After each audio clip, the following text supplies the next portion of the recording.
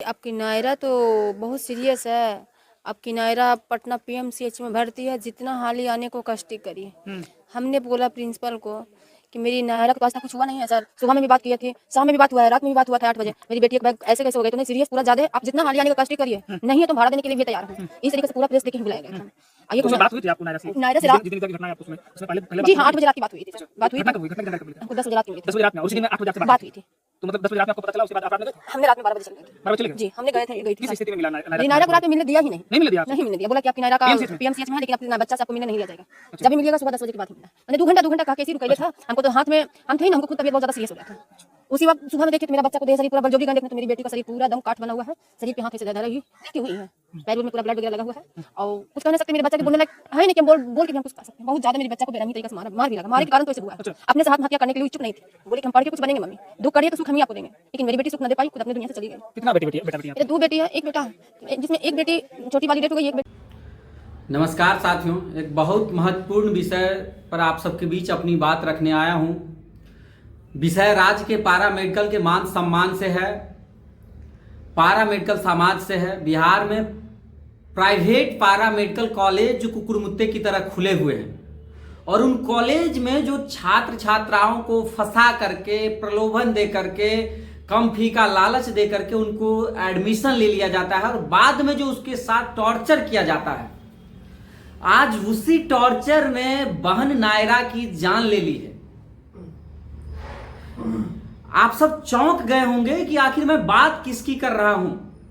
मैं बात कर रहा हूं बहादुरपुर थाना अंतर्गत गुरुदेव पारा मेडिकल कॉलेज का, जिसमें पढ़ रही नायरा नाम की छात्रा जो दलित समाज से आती है।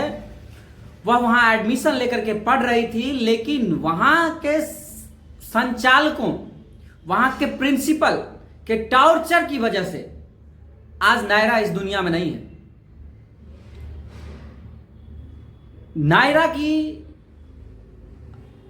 जो गार्जियन जो कहते हैं, नायरा के जो गार्जियन कहते हैं, उनको रात के 10 बजे, नायरा के गार्जियन को रात के 10 बजे फोन किया जाता है और उसको बताया जाता है कि आपकी बेटी सीरियस हालत में है, आप जल्दी आ जाइए।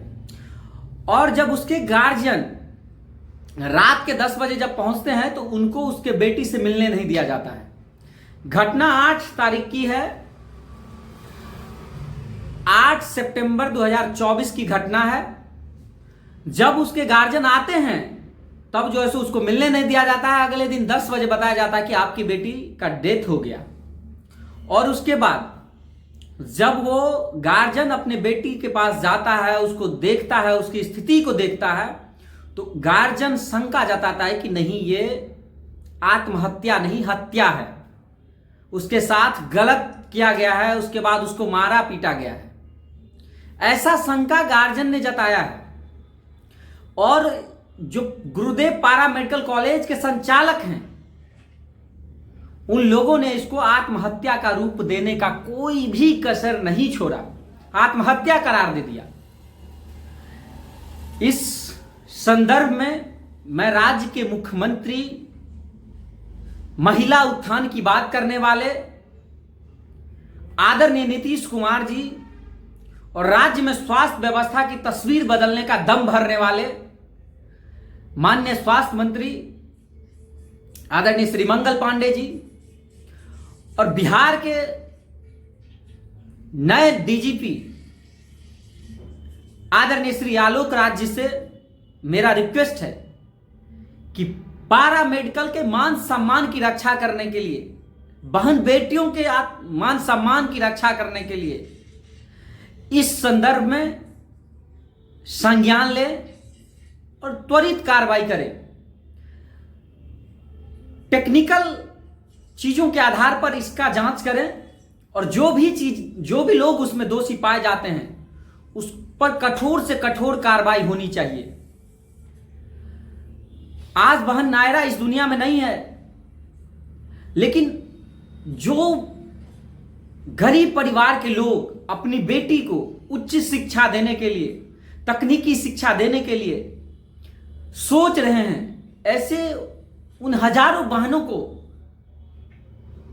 इस घटना की वजह से पैर पीछे करना पड़ेगा, उन गार्जियन को पैर पीछे करना पड़ेगा।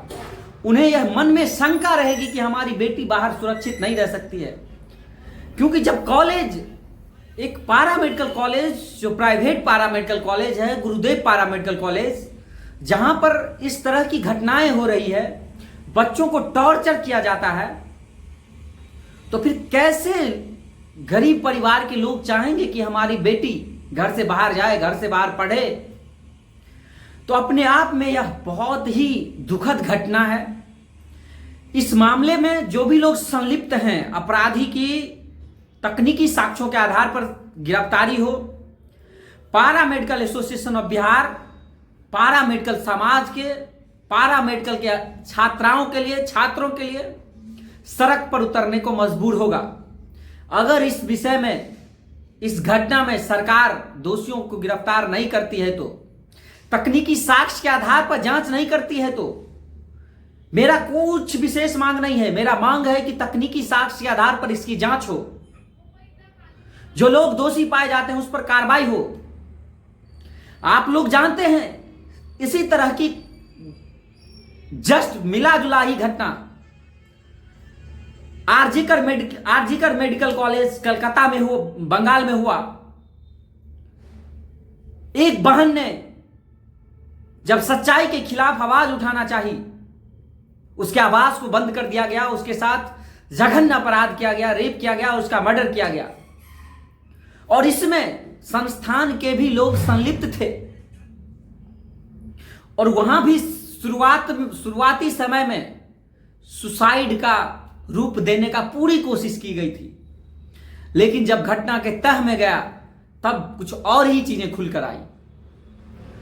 तो मैं इस विषय में एक ही बात कहना चाहता हूं, अगर आप भी बहन बेटियों के मान सम्मान की बात करते हैं तो जरूर इस वीडियो को शेयर करिए, सरकार तक पहुंचाइए कि बहन बेटियों के मान सम्मान के साथ खिलवाड़ करने वाले को छोड़ा नहीं जाना चाहिए। मैं आदरणीय मुख्यमंत्री श्री नीतीश कुमार जी से रिक्वेस्ट करता हूं कि इस विषय पर त्वरित संज्ञान ले महोदय, नहीं तो गरीब परिवारों का जो उम्मीद है आपसे कि आपके राज्य में बेटियां सुरक्षित रहेगी, वो राजधानी पटना में जब इस तरह की घटना हो रही है तो दूसरे जगह क्या होगा महोदय। इसलिए मैं रिक्वेस्ट करता हूं तमाम संगठनों से भी, तमाम बुद्धिजीवी वर्ग से भी, तमाम चिकित्सा जगत के लोगों से भी,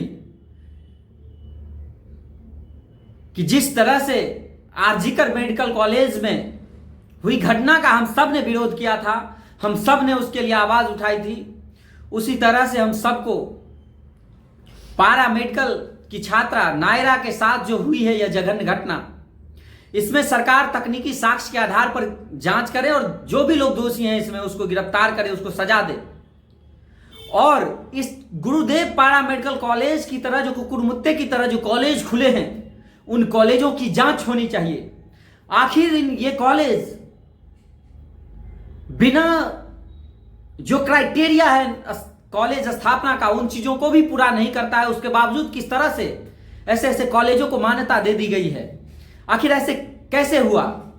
कैसे इस तरह से लगातार नए नए कॉलेजों को मान्यता दी जा रही है जिसका जो रूल में है वो चीजें नहीं है उसके पास।